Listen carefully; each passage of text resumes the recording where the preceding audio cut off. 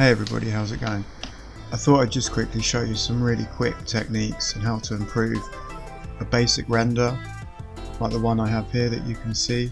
I didn't put any massive effects on it, so we're going to apply all the atmosphere and inhabitize it and just make it look a lot more lively in Photoshop. It shouldn't take too long. I've just finished work and I just wanted to sort of just get a quick render out for you guys and just show you my general process. I think it'll be worth it.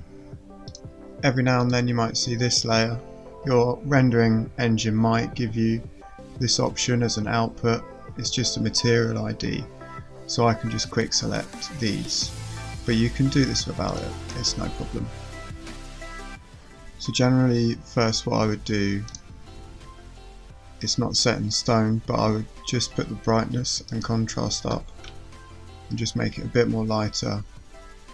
And I did that by clicking down here in this effects panel, and then you can assign it to just one layer by holding down Alt, so then this will only affect one layer.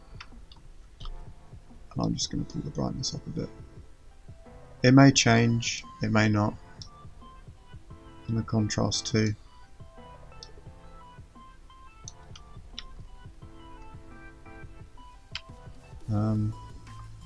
I think that looks generally a bit better, but I want the lights and darks to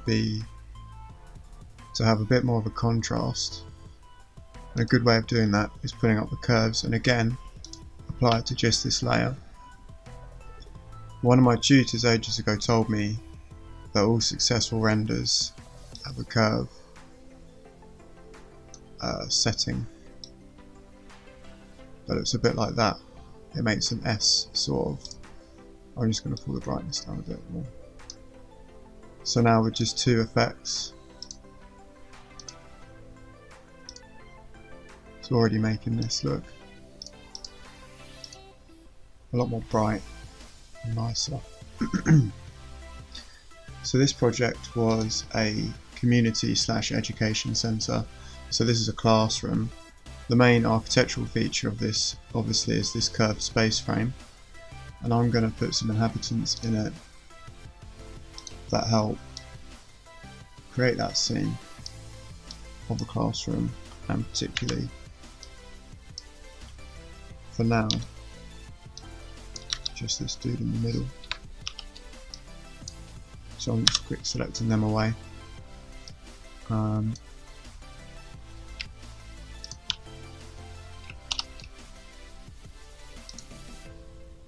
I think the perspective of him is actually pretty good already. This space here is really blank and open, so I think if I pop this guy in here, it'll help out a lot. And I'm just going to be really quick here. I've got the magic wand tool. I'm just selecting all the white, and then the layer panel here on the right.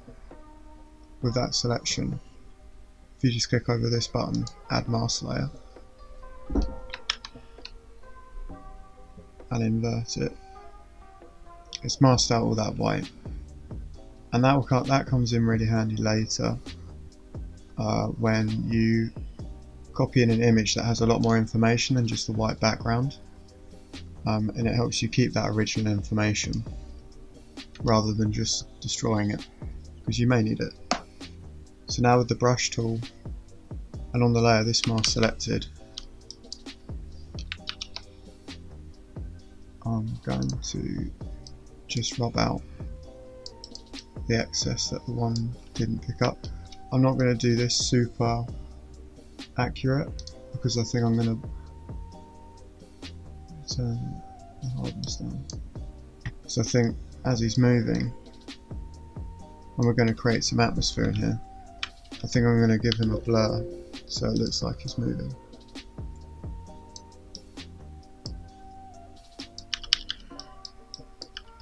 So it doesn't have to be super quick. And this is only an A3 image as well, so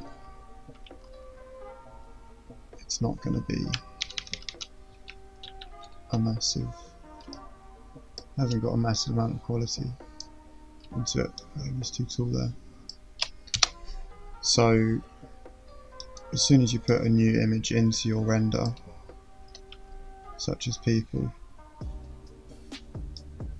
the most important thing to do is to match the saturation and the lightness of him, because now you can see that he is massively standing out. He doesn't fit into the scene at all.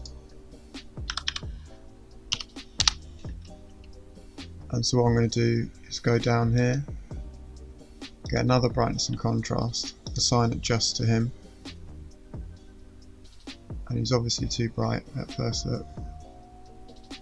So the first thing is to just lower him, and then a hue saturation, and again hold down Alt and apply that effect just to this image, so it'll only affect this image.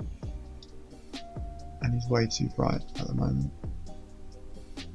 so I'm going to pull that down. It can help to just add a black and white layer, and that'll help you just read the light more than anything, so you can just help you understand the new image that you're putting into the render, and just see if it matches the scene. So it's not great at the moment, but what will help this is giving him an ambient occlusion and then also a shadow, because at the moment he just looks like he's floating, which isn't ideal. So to help him embed him a bit more,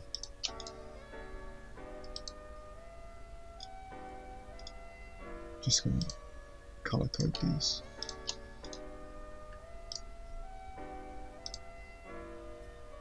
So new layer just underneath the person, color code, and then with the brush tool selected, go for a really soft brush and angle it. So I just make it a bit larger. The shadowing in here on all these objects is really soft and blurry, there are no sharp lines in here. So a soft brush will help, and turn the opacity way down on the brush. And that was red, so make sure you've got it set to black. Yeah. So just some general darkness that his presence would create.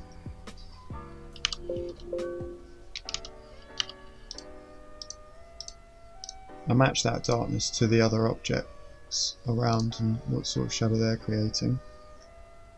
Not a bad start. So now I'm going to duplicate this layer. We're going to create the shadows, so we've got the duplicated image, and I think probably a distort might do it. Yep. So transform the image. I chose distort, getting it in the direction of the other objects, how the shadows are projecting.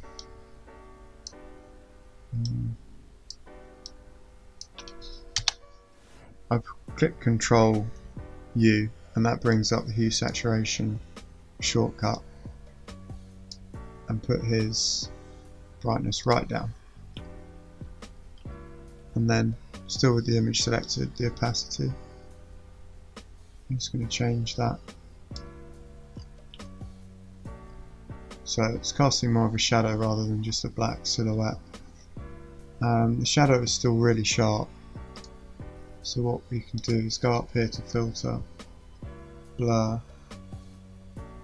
Gaussian blur, and you can see, I'll zoom in a bit more, just on that, blur, and that softened the edges already. Oh, that was way too much.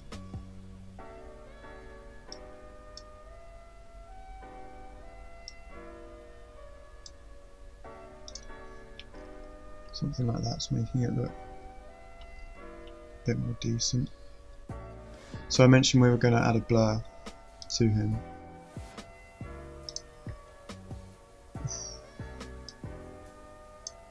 That's possibly 2.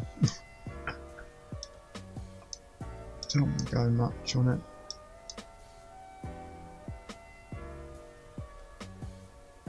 So actually I'm going to cancel that. And you can see that the white, there's a white force field round him from when we cut it out with the quick select. So if I was to apply this mask, so we haven't masked out the background at all, this is the edge of the cutout now, rather than the edge being hidden. So to get rid of these white artifacts around the cutout, we could go in depth, like around it with the eraser or whatever, but there's a really powerful tool on Photoshop, and it's under layer, matting, defringe. So just at a pixel or 2's length we can apply it, and that's cut, that has sharpened it up a lot. There's still a bit of it, but that's way better. There's no real visible white ring around him now. And now I'm going to blur it in the direction that he's walking and take it down a bit. So it's a fuzzy camera effect. We're going to put in some camera effects later, so it's like some dust, some lens flare or something. So I think he looks pretty well in there now. When we have some more people and more population around the image, he'll be embedded more. I guess he's kind of, because he's the only thing in there right now, it's quite dominant, but just keep going with it, slowly build them up, and they look good in the end. Okay, so now I'm going to materialize the wall. It was just a clay render, I didn't put any material on it. I have this white brick. I've hidden this wall here in the back, and then also this wall. We'll skew them into the right perspective. We could scale these bricks. I know the height of this wall, so I could just count the bricks, but I think that's probably going to take too long. Especially as this is just a quick thing. So yeah, we're going to just make 2 of these. It's a seamless texture. Have it split, have it span the width of the wall. Then here on the right, I'm going to merge the layers so it's become one layer. And now Control T to bring up the transform tool. I'm going to skew the bricks into place. It's also going to hide this, where obviously my wall didn't align correctly.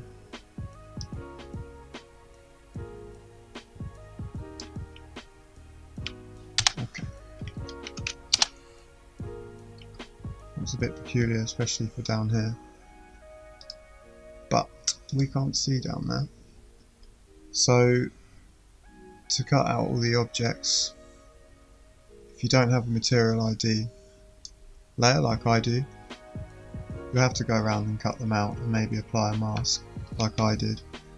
But what I can do is select all the yellow, magic wand. Once you've got one colour selected, you can right click, similar, and then that will select all the yellow,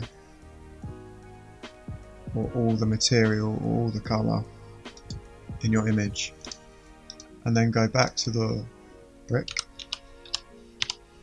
And I still have that selection on, and now apply a mask to it. So this is where we're keeping the original information.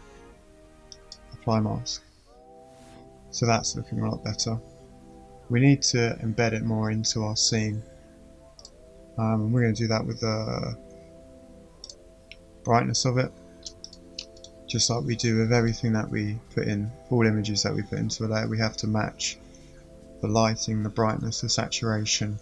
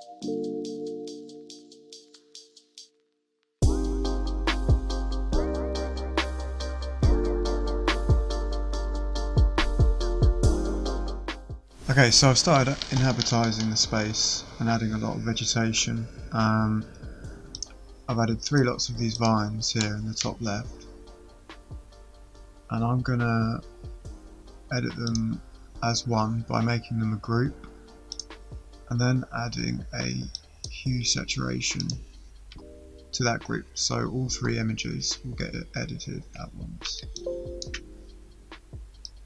Just try to speed things up a bit. So I'm trying to make it match the greens that I've already put in here. I'm quite happy with them. So I've darkened them a little bit. And now let's simply put the lightness up. Okay, now to help me embed them further, I'm going to put a new layer underneath them and just start brushing in gently some shadows. Really soft brush, really soft opacity.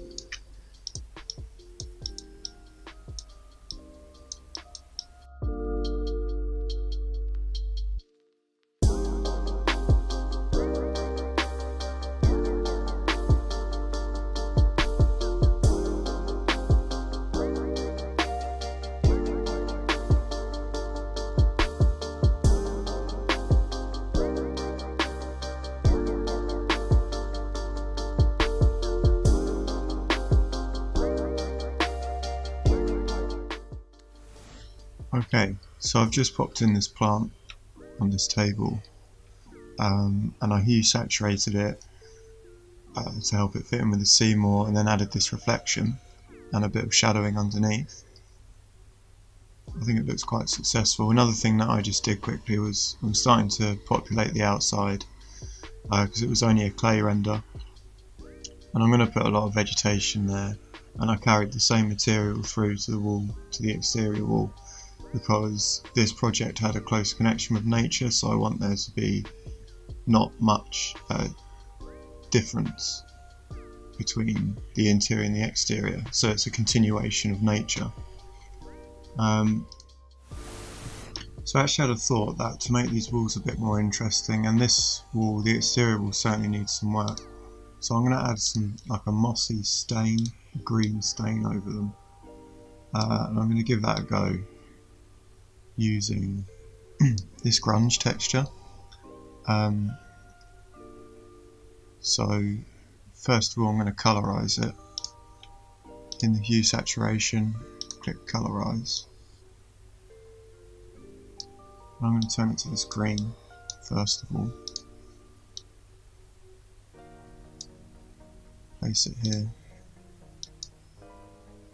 Yeah, and then I think set the blend mode to multiply. That looks quite nice. I'm going to make a backup of that. Let's just save it.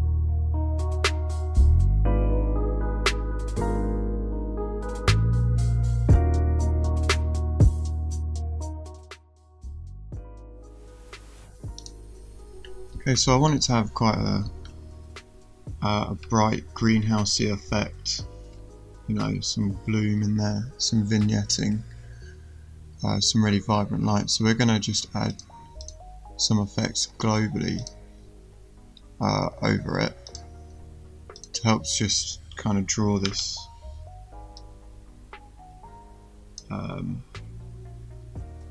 just to sort of unify this whole scene. So I'm going to start with some vignetting. Just going to darken these corners.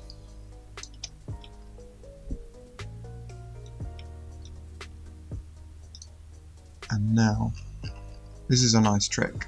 So with the original render, you know, I'm not entirely sure how this is going to turn out. I'm not a pro by any means, but I'm going to drag this, a copy of it, all the way to the top.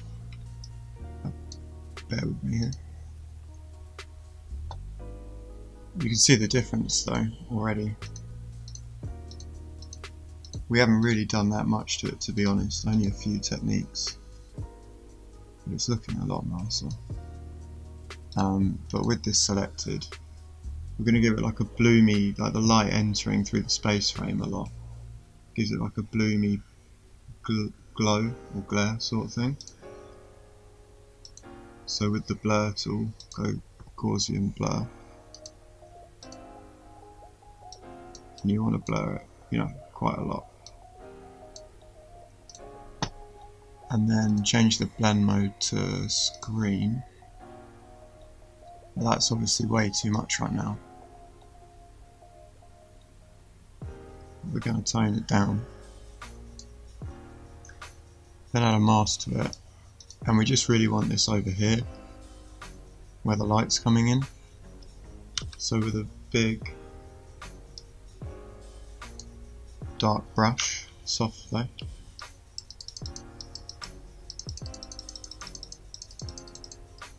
I'm going to take it away from the focal points and just leave the edges blurred really. See the difference now. See, it just adds some sort of like bloom effect over the top in here as well. Just softens the edges. So we want to give it, you know, a sort of hazy effect. And a good way of creating this is with some sunbeams, some sun shafts if you like. I'm going to show you how to do those quickly. So my light's entering through up here would be the most dominant areas. So with quite a hard brush,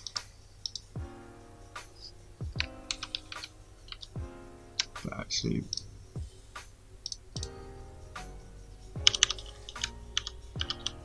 make them smaller. Start by putting some dots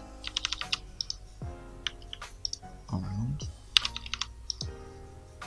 and now with this layer, it's another blur effect. Blur. I think it might be radial, yeah, and then set it to zoom, and you can set the perspective of the way it's going to blur and then the amount. So quite a lot for us, and it's drawing in from the top right. That's a good start, but I think I want some more dominant ones. So I think I'm going to make just one, and this time, just so it gives it a bit of a dusty feel, I'm going to add some noise to it. And now set the radial blur to the same. See what that turns out like.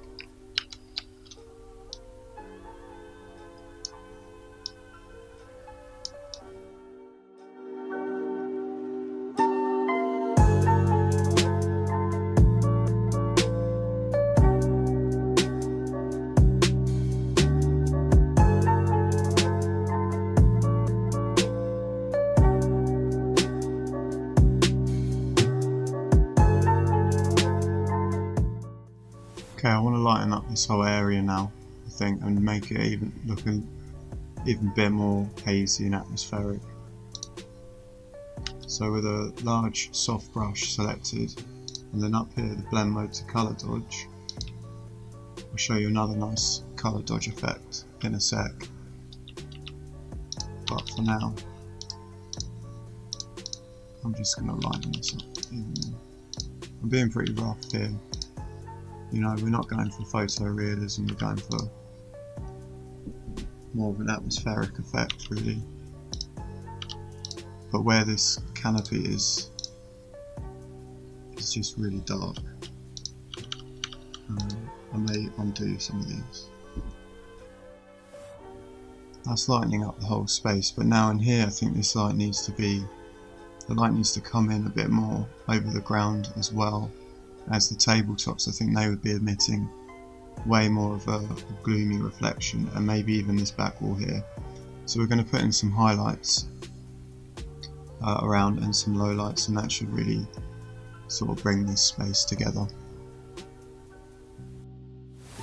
Okay, so my screen recorder just crashed.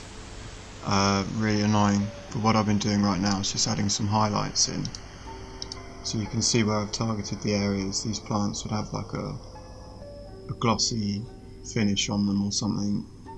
I've been adding, just exaggerating the reflectance of these objects in the light. It just makes them more dynamic, makes them look more three-dimensional, and brings a bit of atmosphere into the room. I've just done this really quickly. You know, you'd use the same technique, but it looks good now, so imagine what it would be like when you add more time into it. So you can see here I've lit this plant up and then just put some highlights over this timber bookcase. More subtle on the timber bookcase because it's a matte material. Glossy and matte materials would behave in different ways. You can see it's had a really nice effect. And how I did that was with a new layer, set the blend mode to dodge, and then with the paint bucket fill the whole layer in black. You see, so it's just a black layer, but that doesn't show up. And then with a brush, a really soft one again, with low opacity, with a bright colour, it just targets the brights like that.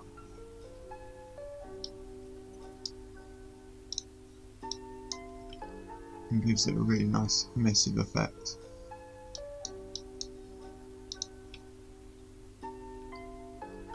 So I just went around and did that to a few objects. I might even do it to the space frame where the light's hitting them a lot.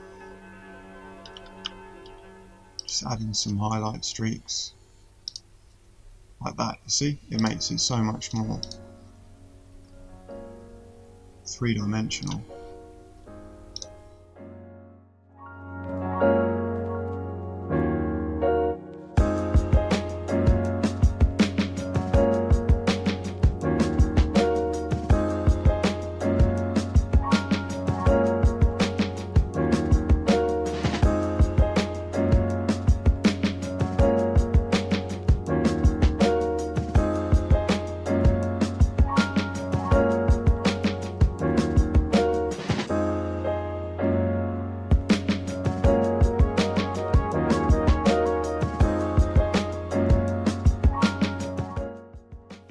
Okay, so literally I think the last thing I'm going to do is just make it a little bit more punchy overall,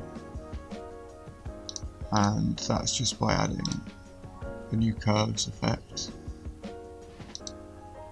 and just bring the darks down. And it's really bright in there, so just like a touch. That might be a little too much. Just bring it down a little bit more. Maybe something like that. So this was only a quick technical exercise. Really, I didn't want to spend too long on it, but I wanted to show you some really powerful techniques. Overall, I think it's a really successful image now, especially considering from what we started with. We've added a lot of atmosphere into the scene, and we populated it with a lot of vegetation, some hazy lighting, and made it feel, just help tell, you know, what it's about really, and it's about that connection with nature and education, and also the architecture of it, the space frame, and how the light enters through that. And I think the techniques we used explain that well, and I think it's nice to look at. So I hope you learned something with that and enjoyed the video. Please ask me any questions. As always, I've got a lot more content like this coming, so please subscribe to my channel. I really appreciate that. Thank you.